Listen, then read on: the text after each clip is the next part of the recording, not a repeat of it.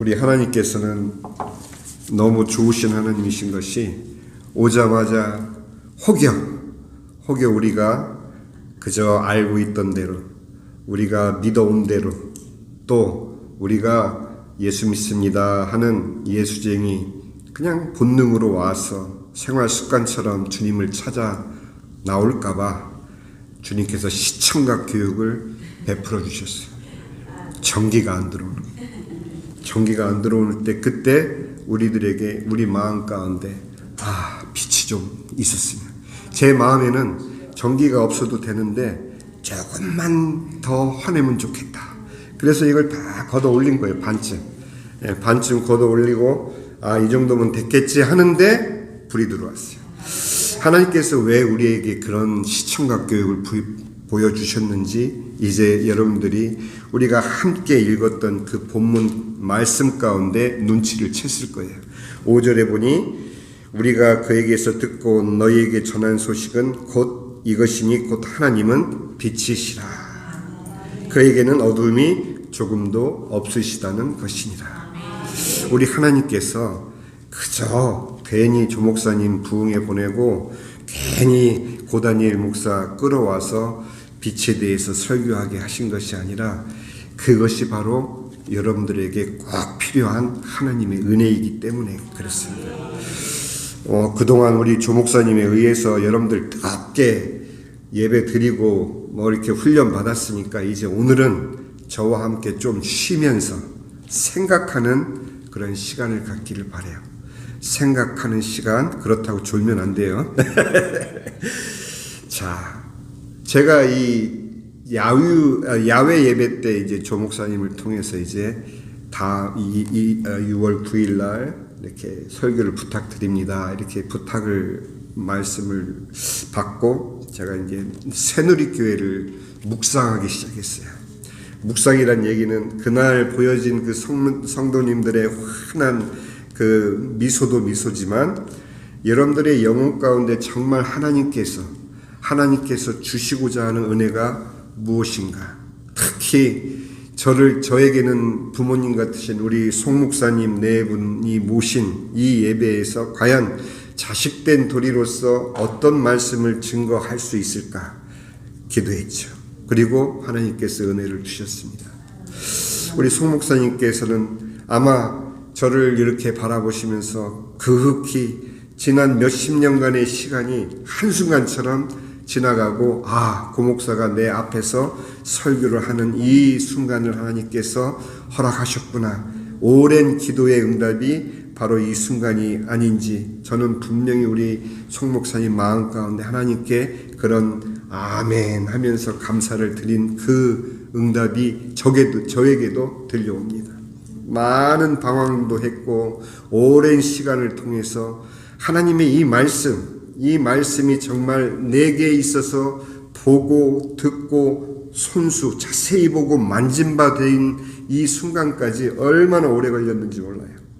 그러나 그렇게 오래 걸린 이 하나님의 말씀이 오늘 여러분들께 이 한순간에 그저 전달된다면 이건 좀 불공평한 것 같아요.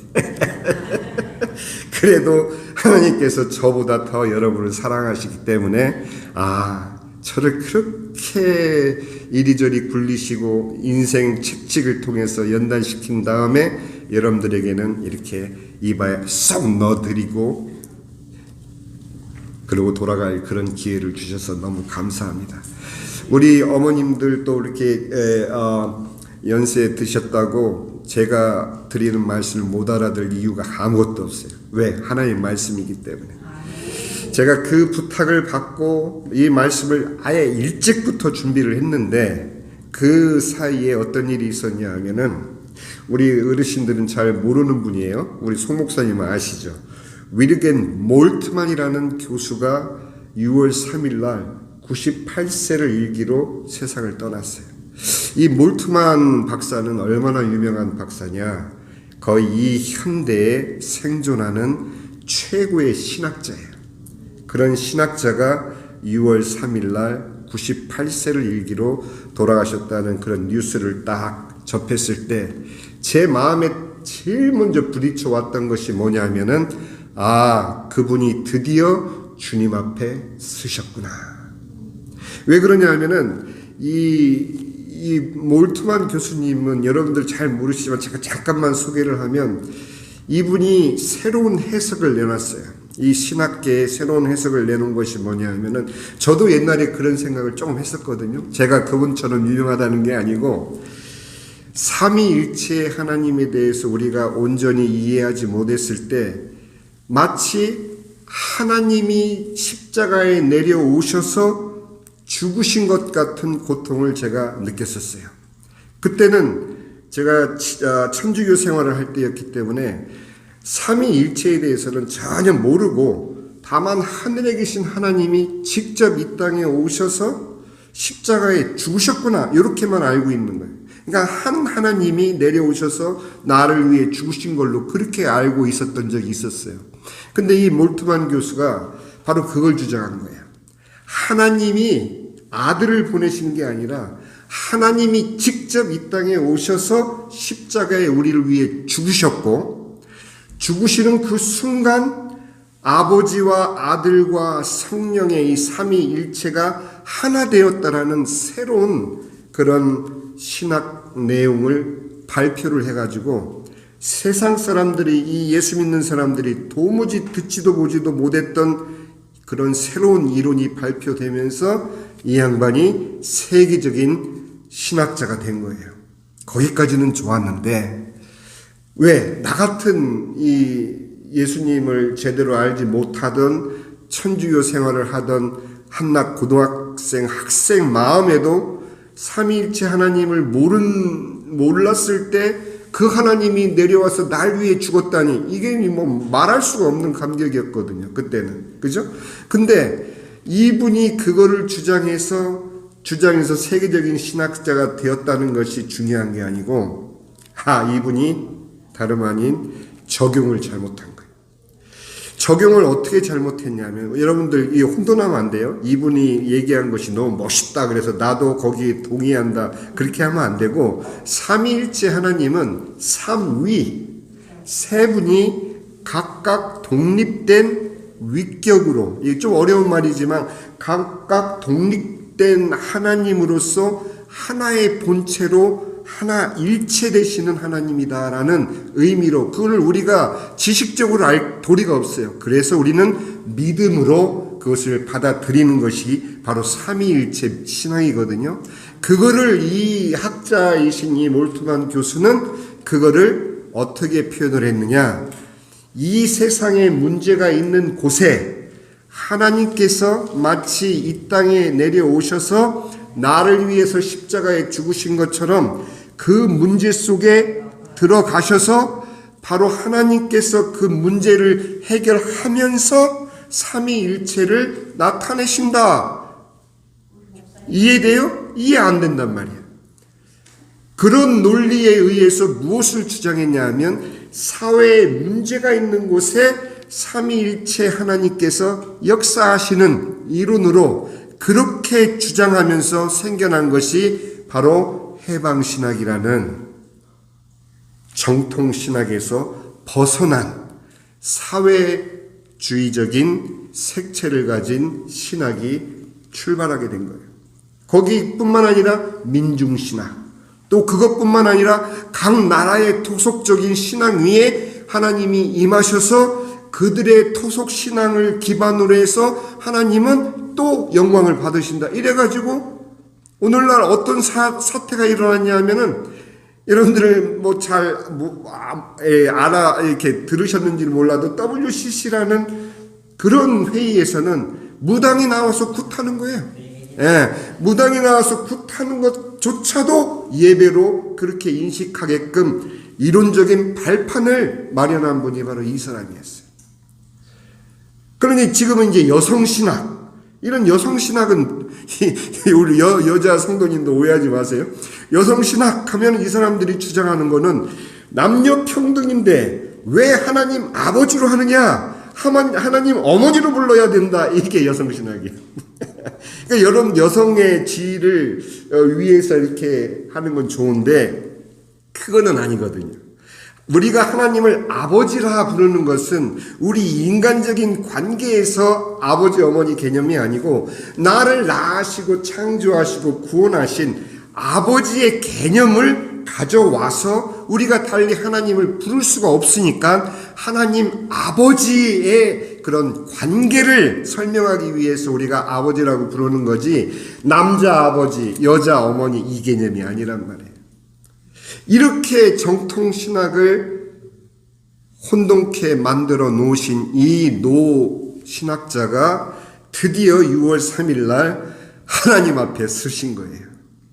그러면서 제 마음에, 이 설교 준비는 다 했지만 제 마음에 어떤 생각이 드냐면, 교수님 이제는 아시겠죠? 성경이 말씀하신 바가 진리라는 것을 이제는 아시겠죠? 이런 생각이 제 마음에, 이미 돌아가신 분, 이미 주님 앞에 서신 분한테 제가 뭐 카톡을 보낼 수도 없는 거고 전화를 할 수도 없는 거고, 그죠? 그러나 제 마음 가운데 그분도 하나님 앞에 설 수밖에 없구나. 그러니까 저 대학자, 대신학자인 그분이 일생 동안 자기의 생각 속에 떠오르는 그런 수많은 내용으로 나름 사람들에게 세계적인 신학자라는 인정은 받았을지 몰라도 정통 신학에서 벗어난, 하나님 말씀에서 벗어난 그의 상상력이 결국은 주님 앞에서 죄송합니다 주님 하는 그 순간이 바로 6월 3일이었지 않았을까 하는 생각을, 그분을 제가 이렇게 풋다운하거나 이렇게 나쁘게 얘기하는 것이 아니라 그분은 그분 신념대로 그렇게 믿어왔던 거예요. 그런데 중요한 것은 여러분도 다를 바 없다는 거죠. 여러분들도 내가 평생 믿어온 그 신앙이 언제 증거를 받느냐, 언제 검증을 받느냐, 바로 주님 앞에 서는 날. 네? 근데 주님을 무서워하면 안 돼요. 그렇다고 너무 우리 아버지, 잘못했어도 용서하신 우리 아버지, 이 개념이 아니고, 사도 요한이 오늘 우리에게 주시는 가장 중요한 이 말씀의 이유가 있어요. 이제 우리가 그걸 조금 살펴볼 텐데, 제가 돋보기를 쓰니까 시계가 잘 안 보여요. 조금 시간이 가더라도, 원래 조 목사님한테 이 훈련 받아서 조금 오바돼도 괜찮죠? 재밌게만 들으시면. 그래서 우리가 믿고 있는 바가 확인되는 그 순간이 아직은 우리가 이 땅에서 믿음으로 살아가는 시간이기 때문에 여러분들이 아직 주님 앞에 서지 않았어요. 그러니 아직 우리에게는 믿음이 필요한 정도가 아니라 믿음으로 살아야만 돼. 그런데 올바른 믿음이 아니면 저 교수님처럼 죄송합니다 할 수도 있다라는 얘기예요. 그래서 우리가 오늘 본문 말씀에 하나님께서 성육신하여 이 땅에 오신 하나님의 아들이시며 성삼위일체, 제가 왜 성삼위일체인지 설명드렸죠. 그 하나님이신 예수 그리스도로부터 직접 생명의 말씀을 들은 사도 요한이 그 당시 시대의 신도들에게 하신 말씀이 오늘날 우리에게도 똑같은 당부의 말씀으로 전해질 수밖에 없기 때문에 제가 다만 사도 요한의 말씀을 대언할 뿐이에요. 제 설교가 아니에요. 저는 그냥 이 본문에 나오는 사도 요한이 당시에 살던 성도들에게 해 주었던 그 간곡한 부탁을 제가 여러분들에게 그냥 운반해서 들려드리는 것밖에는 없어요. 자, 여러분들 가만히 생각해 보세요. 우리는 믿음으로 주여 믿습니다. 한 번만 주님의 옷자락만 봐도 좋겠습니다. 어느 목사님 꿈에 기도했는데 목사님이 딱 보니까 이 위에는 안 보이고 밑에 하얀 옷자락만 왔다 갔다 하는데 주님인가 싶어서 꽉 잡았다가 꿈이 깼대요. 그러면 여러분들은 그분이 예수님이었을 거라. 어디 성경에 그분이 예수님이라고 힌트도 안 줬어. 하얀 옷자락은 다 예수님인가? 큰일 날 소리 하지 마. 산신령도 하얀 옷자락 입고 다니는데 아무 하얀 옷자락 붙잡았다 큰일 납니다. 근데 이 사도 요한은 직접 예수님과 함께 보고, 심지어는 최후의 만찬 때는 직접 그 품에 기대고, 같이 떡을 떼고, 정말 제가 가서 그냥 저기 무찔러 버릴까요? 막 우리의 아들처럼 막 그 급한 성격에 가서 한 칼에 다 처치할 거야 하는데 예수님이 아서라 이렇게 말리기도 하고, 실제로 예수님을 경험한 그 살아있는 말씀 얼마나 부러워요. 그죠? 정말 우리가 영화만 봐도 막 가슴이 쿵쾅거리는데 실제 예수님이 살아계셔서 우리와 같이 밥도 먹고 드시고 예수님이 직접 설교해 주시고 이런 걸 들으면 얼마나 좋을까 하는 그런 생각을 할지는 몰라도 그거는 여러분들이 착각. 예수님 뭐라고 하셨냐면, 예수님이 부활하셔서 이렇게 제자들에게 나타났는데 하필 그때 빠졌던, 그러니까 예배에 빠지면 참 손해보는 사람 많아요. 그때 빠졌던 도마가 나는 내 손가락을 예수님 창자국에 넣어보지 않으면 안 믿어. 이러니까 예수님이 참 진짜 마음도 인자하셔 나타나셔가지고 직접 도마한테 손 넣어봐라 이렇게 하시면서, 저는 도마가 그렇게 고마울 수가 없어요. 왜? 얼마나 의심 많은 성도들이 얼마나 많아. 그지? 우리를 대변해서 나는 넣어보지 않고서는 안 믿어. 이게 우리 솔직한 심정 아니에요? 나 이 주님의 그 오죽하면은 막 뭐 이상한 사진, 구름 사진을 찍었는데 예수님 얼굴 닮았다고 또 보내오고, 카톡으로 보내오고, 하여튼 그렇게 예수님을 보고 싶어 하는데, 우리 주님은 정작 우리에게 무엇을 말씀하시느냐? 예수께서 도마에게 이르시되 너는 나를 본고로 믿느냐? 보지 못하고 믿는 자들이 더 복되니라.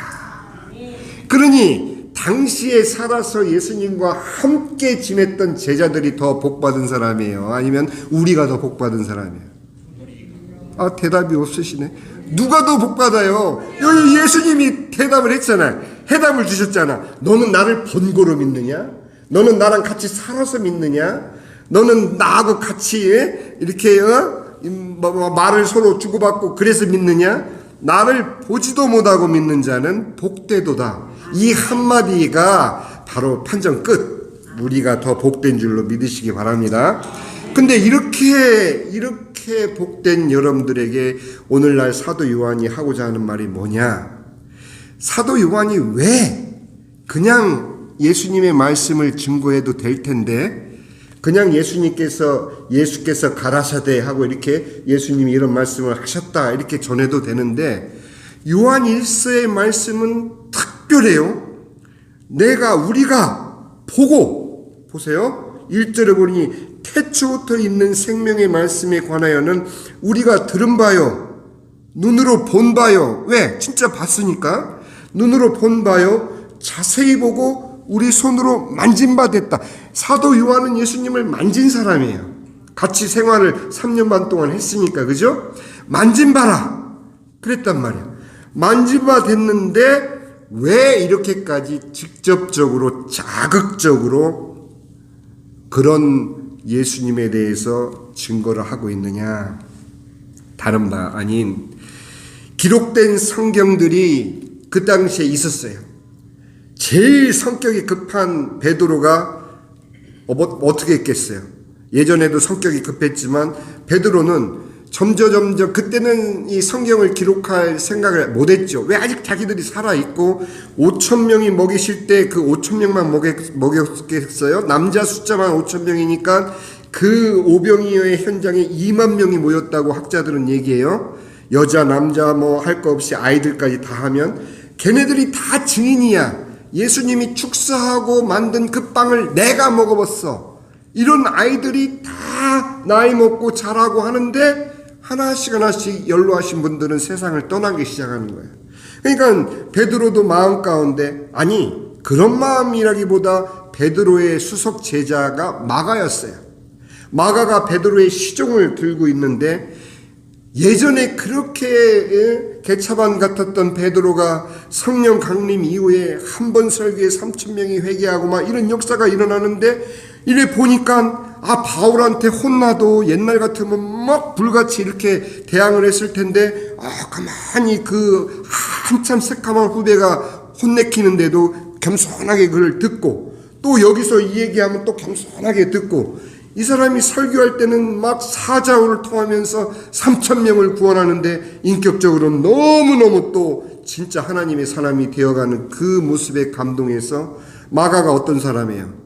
이러다가 사도행전 얘기 다 나오네. 마가가 어떤 사람이에요? 바울과 함께 전도여행 나왔다가 아이고 뭐니나 이게 선교 여행인 줄 몰랐네. 너무 힘든 거야. 이 젊은 친구가, 이 부잣집 마가의 다락방이 엄마 거 아니에요, 그죠?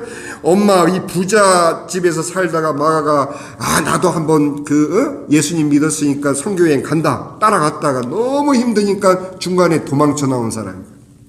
그러니까 그렇게 믿음이 왔다 갔다 저처럼 왔다 갔다 하던 사람인데, 베드로의 수종을 들면서 베드로가 하는 그 이야기들을 자기가 혼자 듣고는 도저히 이건 안 되겠다 해서 기록한 것이 마가복음. 마가복음이 쓰여지면서 또 거기 누가복음이 쓰여지면서 마태복음이 쓰여지면서 이렇게 세 복음서가 기록이 돼서 이미 교회들에게 이렇게 돌아다니고 있었어요. 돌아다니고 있었는데 요즘처럼 뭐 카톡이 있어 뭐가 있어 뭐 이렇게 성경책이 이렇게 흔한 게 아니라 그 말씀을 기록한 거를 또 복사본을 떠서 그 복사본을 보내고 이번 주는 새누리교회에 보내고, 그럼 새누리교회는 막 3박 4일 동안 좀 뭐야 해가지고는 막 또 읽은 다음에 그 다음에 라브리교회로 또 보내면 또 라브리교회에서 또 붙잡고 이런 시대였단 말이에요. 그러니 그 많은 예수님 믿는 사람들이 다 성경을 접하기도 전에 복음은 퍼져나가기 시작하는 거예요. 그때 어떤 일이 일어났느냐? 바로 이 몰트만 박사가 주장했던 그런 현상이 일어나는 거예요. 민중신앙 가운데, 토속신앙 가운데 그 속에서 살던 사람들이 예수께서 하나님의 아들이시요 구세주 되심의 복음을 듣고 예수님을 믿었는데 그들의 삶 가운데는 아직도 토속신앙이 남아있는 거예요. 그러니 이 몰트만 교수는 그거를 인정을 해버렸어. 그것도 하나님의 은혜의 한 역사다. 이래 버리니까 무당들이 예배 드린다고 하고는 나와서 굿하고 이런 일이 오늘날에 일어난 것처럼, 그때는 어떤 토속신앙이 있었느냐? 영지주의가 있었어요. 영지주의는 어떤 신학적인 어떤 학파가 아니고, 여러 어머님들도 예전에 믿던 비나이다 이거 모르는 우리 한국 어머님들 있어요? 예? 누구한테 빌어? 새벽에 정한수 떠놓고 그냥 비나이다 하면 없던 떡두꺼기 같은 자식이 어디서 생겨? 나는 그걸 이해를 못하겠어.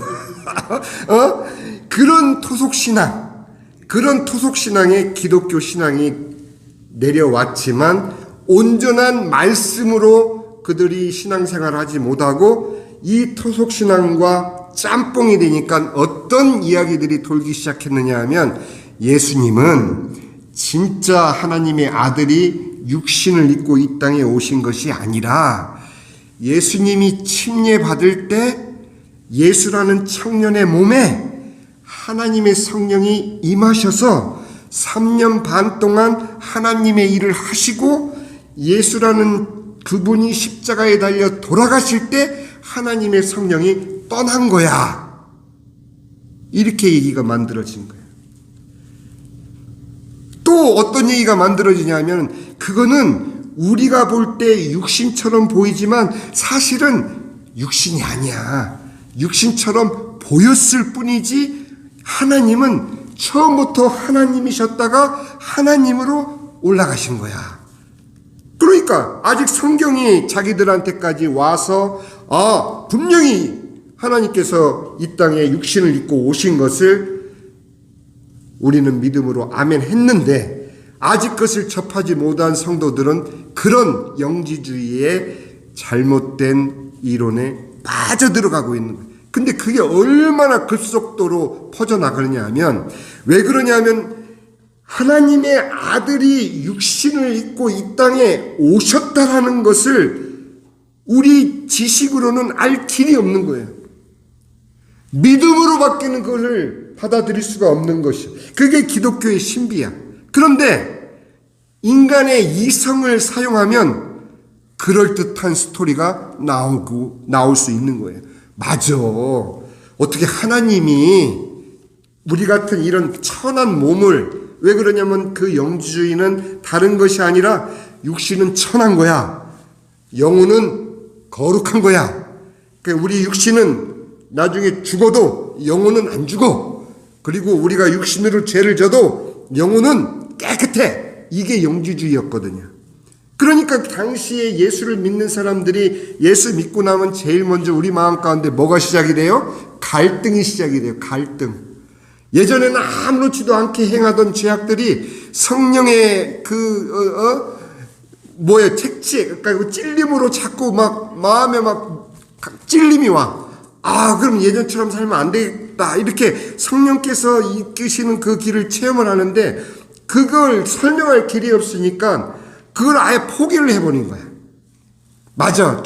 내 육신으로 지은 죄는 아무 상관없어. 내가 영으로만 하나님 믿으면 되는 거지. 이게 영지주의야. 제가 이 몇백 년 전에 있었던 이 영지주의를 왜 오늘날 하느냐. 바로 6월 3일에 돌아가신 그분이 주장했던 것이 바로 그 영지주의와 똑같은 맥락의 이론이었기 때문에 그래요. 여러분들 놀라지 마세요.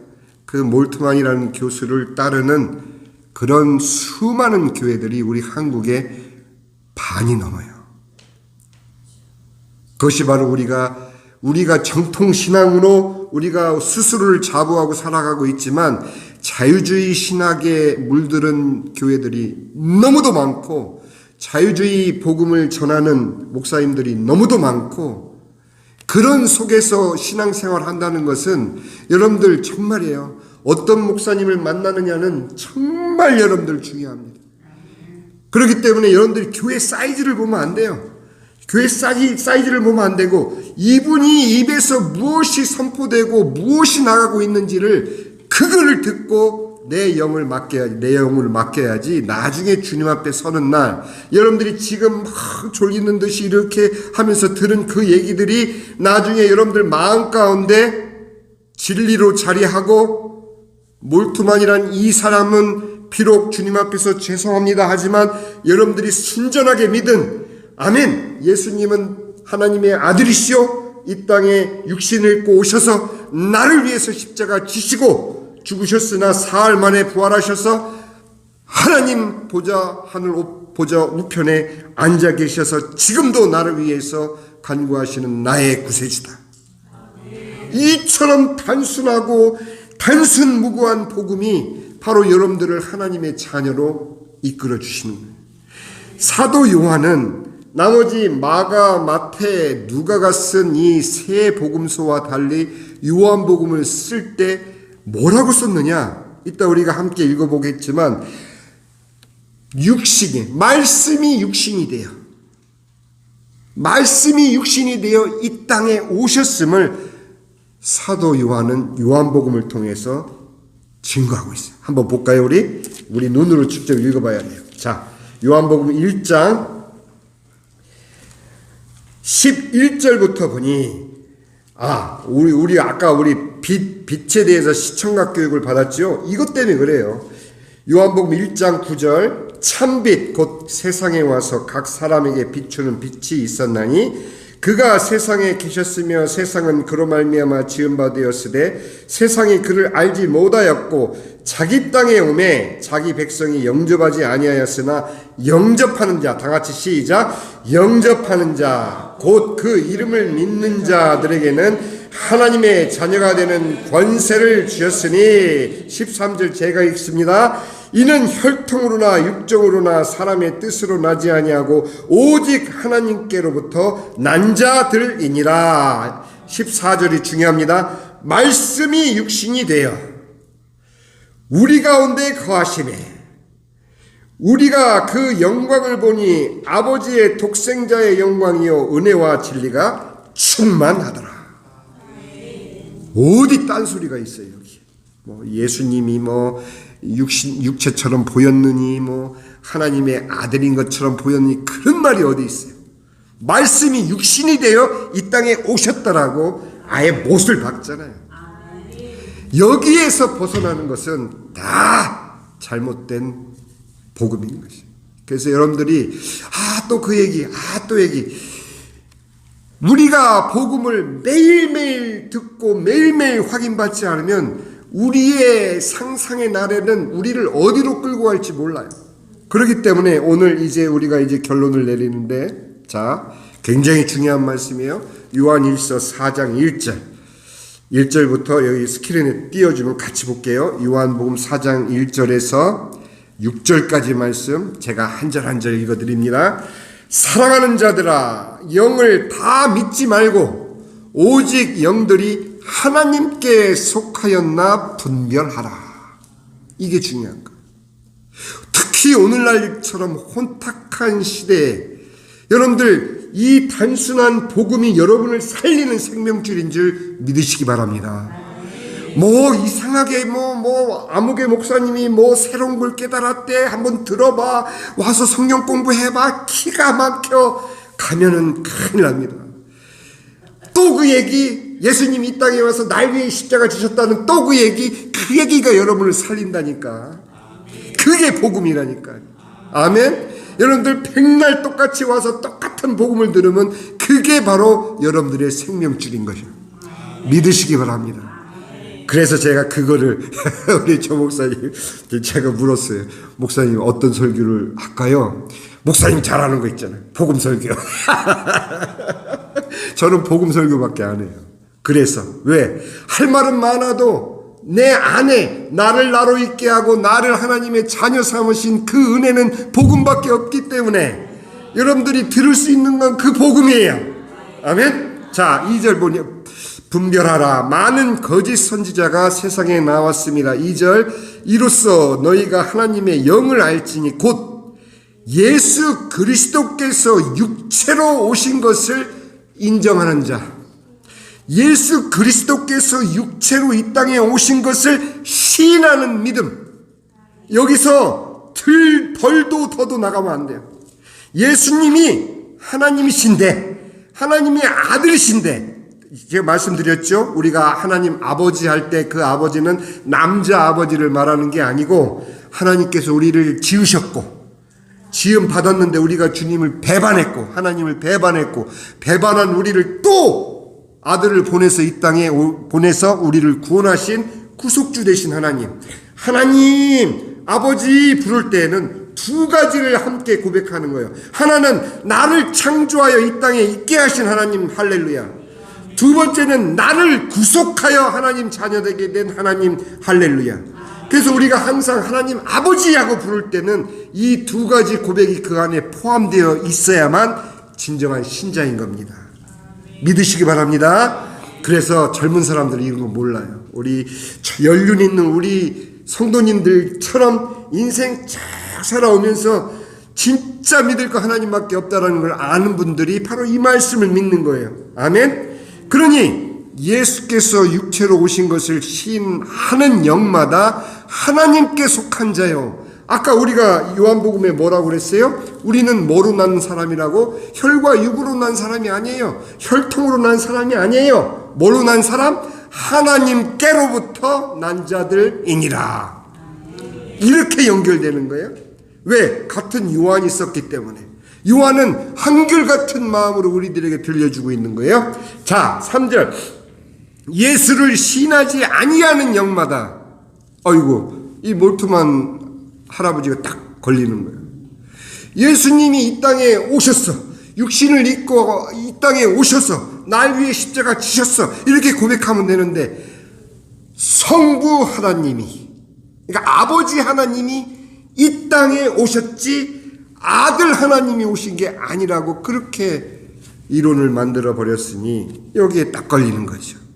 예수를 신하지 아니하는 영마다 하나님께 속한 것이 아니니.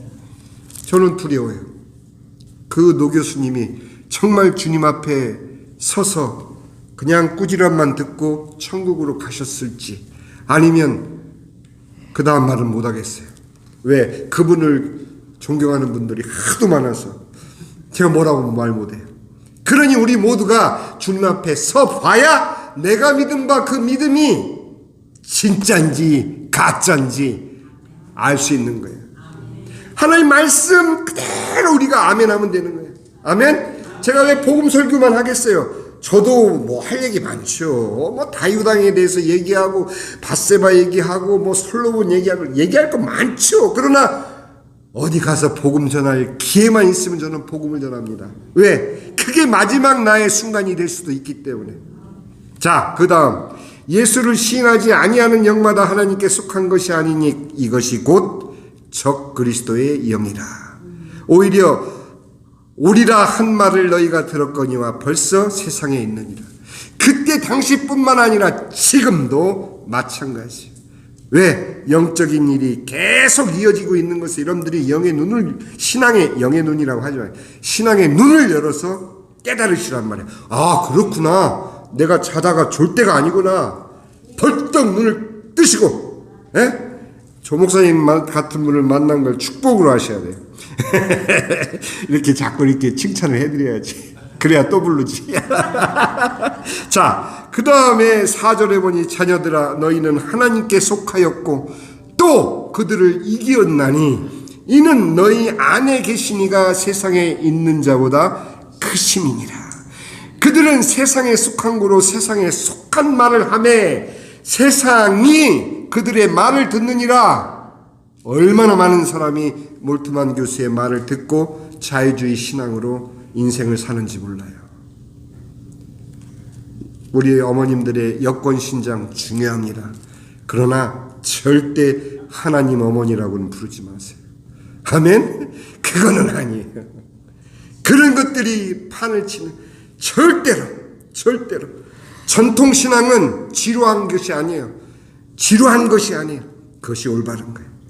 아멘. 자, 6절에 보니 우리는 하나님께 속하였으니 하나님을 아는 자는 우리 말을 듣고 하나님께 속하지 아니한 자는 우리의 말을 듣지 아니하나니 진리의 영과 미혹의 영을 이로써 아느니라. 여러분들 전도해 보시면 이 말씀이 사실이라는 걸 알아요.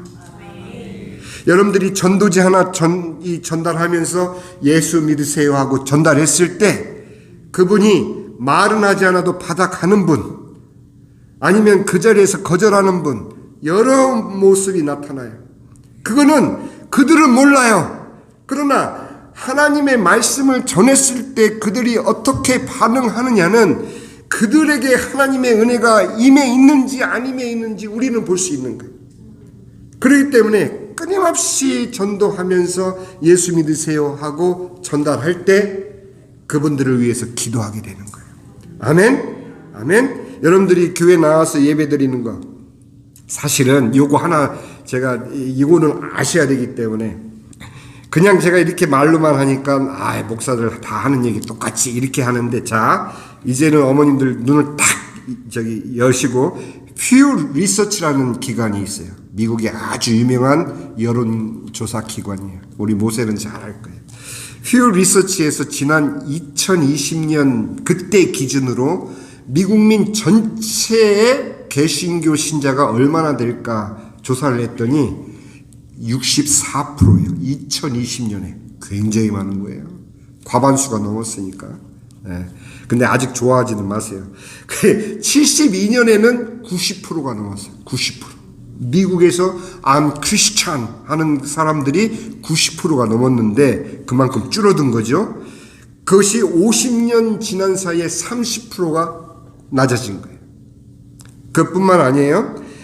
퓨 리서치가 개신교 신자의 비율이 앞으로 계속 내려가서 2070년에 여기 남아 계실 분이 모세?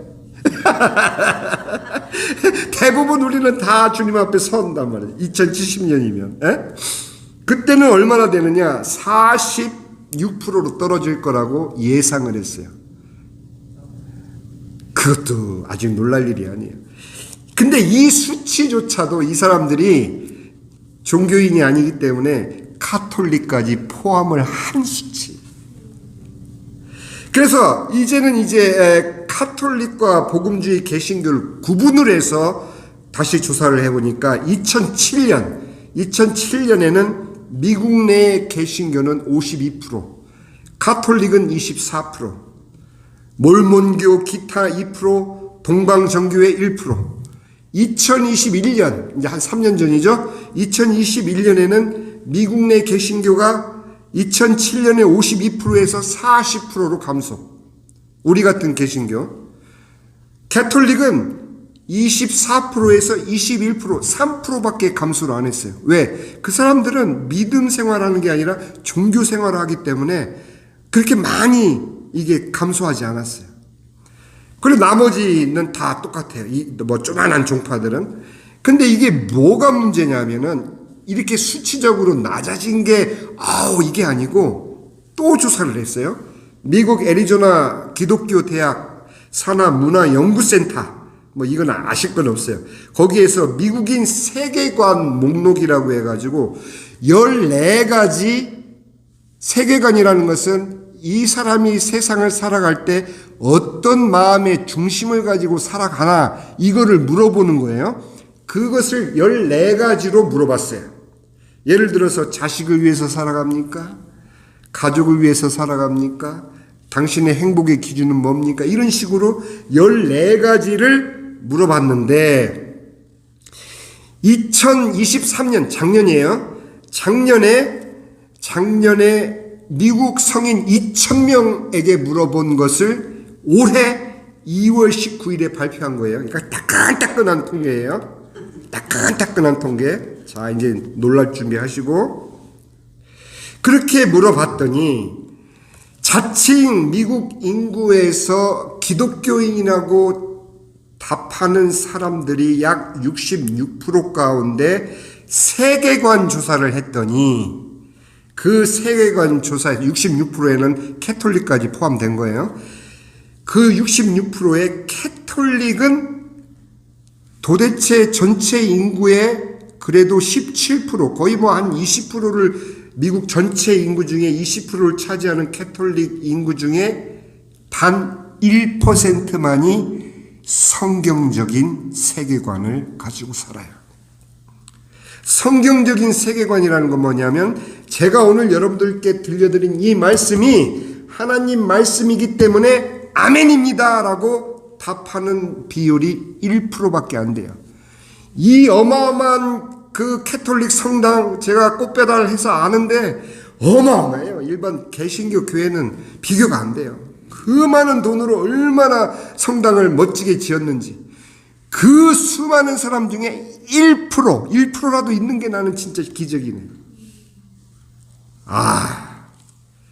아직 놀랄 때 아니에요.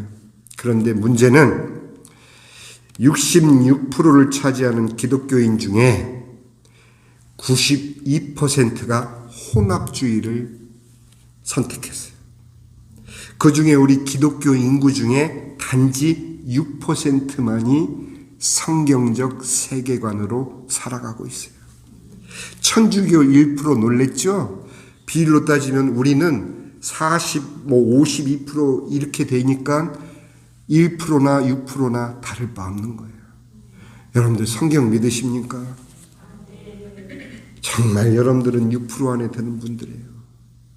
그래서 이제 제가 이 말씀을 드리는 이유는 오늘 우리가 좀 생각하자라고 말씀을 드렸던 거는 무조건 아멘, 무조건 할렐루야 이게 아니고 우리가 어떤 신앙적 위치에서 어떤 진리를 붙잡고 지금 몇 명 되지 않지만 이 교회에서 우리가 신앙 고백하는 이 고백이 하나님께 얼마나 소중한 신앙 고백인지를 아시라는 말씀이에요. 아멘? 그래야 여러분들이 믿음의 힘이 나요. 자, 이제 결론입니다. 아따, 엄청 길다. 자, 요한일서 2장. 이 사도 요한이 세 부류에게 부탁을 합니다. 요한이 우리에게 첫 번째 부탁은 자녀들아. 이 요한일서 2장 12절에 보니 자녀들아 내가 너희에게 쓰는 것은 너희 죄가 그의 이름으로 말미암아 사함 받았음이요.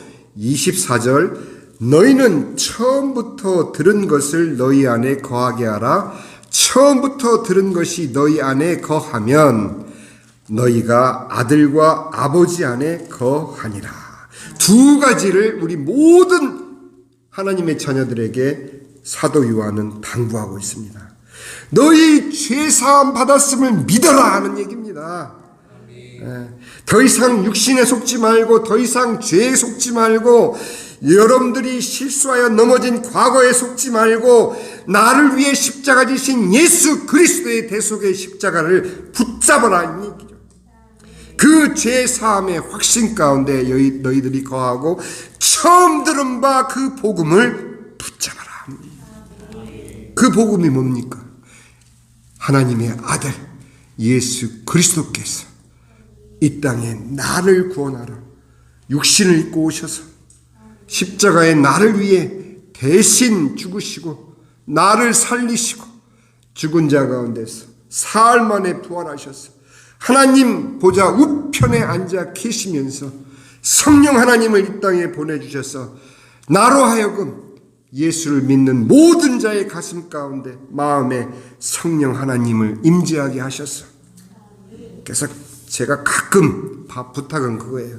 우리 예수 믿는 사람들이, 물론 이 CCM 가사 다 좋아요. 다 은혜스럽고 다 좋지만 우리 새누리 교회 만일에도 한 번 더 생각하고 찬양할 때, 주여 오셔서 나에게 은혜 주시옵소서. 이 표현보다 아멘 나오잖아요. 이 표현보다 내 안에 계신 성령이여 내게 충만한 은혜를 주셔서 나로 성령 충만케 하옵소서.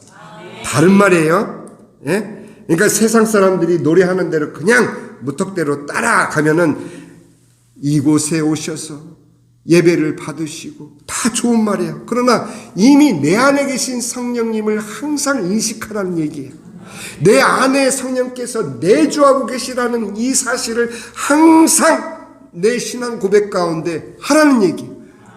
그러면 여러분들이 내 안에 성령께서 와 계신다라는 고백하는 순간 여러분들은 더 이상 별 볼 일 없는 아낙네가 아니요 별 볼 일 없는 사람이 아니란 말이에요. 나는 하나님의 자녀이기 때문에 내가 그 신앙 고백을 하는 그 순간 나는 소중한 사람, 가장 소중한 사람. 얼마나 소중하냐? 하나님 아들이 그 보좌를 버리고 이 땅에 육신을 입고 와서 구원하실 만큼 여러분들은 소중한 존재라는 얘기.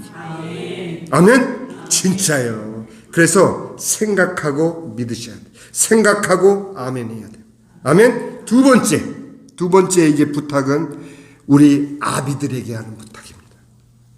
아비들에게 하는 부탁은 요한일서 2장 13절 상반절과 14장 후반절에 보니 똑같은 말을 두 번 반복을 해요. 아비들아 내가 너희에게 쓰는 것은 너희가 태초부터 계신 이를 알았음이요. 그 다음에도 아비들아 내가 너희에게 쓴 것은 너희가 태초부터 계신 이를 알았음이요. 아비들에게 이 부탁을 하는 이유가 도대체 뭘까? 아비들이라는 것은 우리 송 목사님도 해당되실 수 있고 여러분들도 해당되실 수 있고 모든 아비된 자들이 들을 수 있는 이 말씀은 뭐냐? 내가 너의 하나님이라는 것. 아까 제가 말씀드렸죠? 하나님 아버지 하고 부를 때는 두 가지를 신앙 고백한다고. 하나는 나를 창조하시고 나를 이 땅에 내신 창조주 하나님, 두 번째는 나를 죄악 가운데서 구원하시고 살리신 구속의 하나님. 아멘? 그 두 가지 신앙 고백으로 아비들에게 부탁을 하는 거예요. 사도 요한은 자신도 지금 100세가 가까운 그 나이에 이 당부를 하는 거예요. 나와 같은 아비들아, 나도 이제 곧 하나님을 배울 때이기 때문에, 나도 이제 곧 하나님을 만날 때를 살고 있기 때문에 나는 오직 하나님만을 생각하고 있다. 오직 나를 이 땅에 내시고 나를 구원하신 그 하나님만을 생각하고 있다. 아비들아, 너희들에게 있는 자식 걱정을 버리라는 거야. 너희들에게 있는 세상 사는 걱정을 버리라는 거야.